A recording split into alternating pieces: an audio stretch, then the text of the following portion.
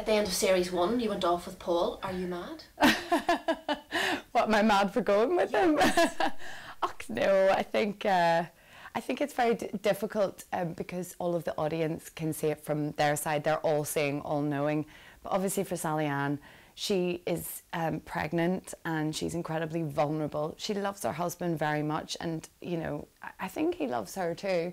But she's completely in the dark to everything that's been going on. So it's a difficult one to call, and you know, she, again, also with the babysitter and what's happened and her forgiving him for that, well, she hasn't quite forgiven him for that. I think that's what they're going to Scotland for, is a fresh start and to work on things. So can you tell us, does she stick by him or does she get to see the real Paul? I couldn't possibly say. You'll have to watch, but it's an interesting journey that both Paul and Sally-Anne take together, and I don't think people will be disappointed, but you'll have to watch to see what happens to them when they're married. And I've just got to ask you about Jamie. Is he the sexiest husband you've ever worked with? Let me see. Yeah, I think so.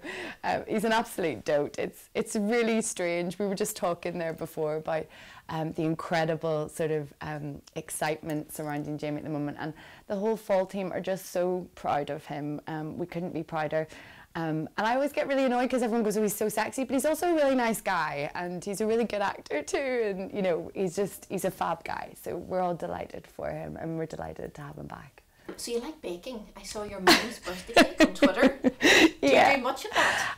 I have been recently, actually, yeah. I had 3 weeks off in between jobs, and I guess because I'm so used to being busy all the time, I can't handle not being busy. So, and I'm obsessed with the Great British Bake Off. How good is that? So, yeah, I've just started making cakes, and a few people have now asked me to do their wedding cakes, and I did one for a family member. I did my mum's birthday cake, and I don't know, I kind of fancy, I might try and do a cookery channel or something, like do YouTube and just start my own cookery thing. What would your dream acting job be? It may be the Fall, but is there something you really Well, my dream acting role, apart from the Fall, because it really is a dream come true to do a job like this, I'd love to do a period drama next.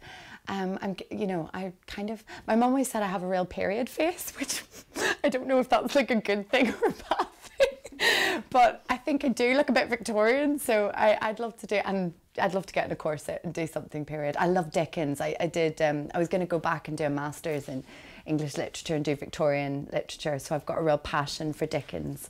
So I'd love to do something like that. Following Gillian's footsteps, actually, because she did a couple as well. So.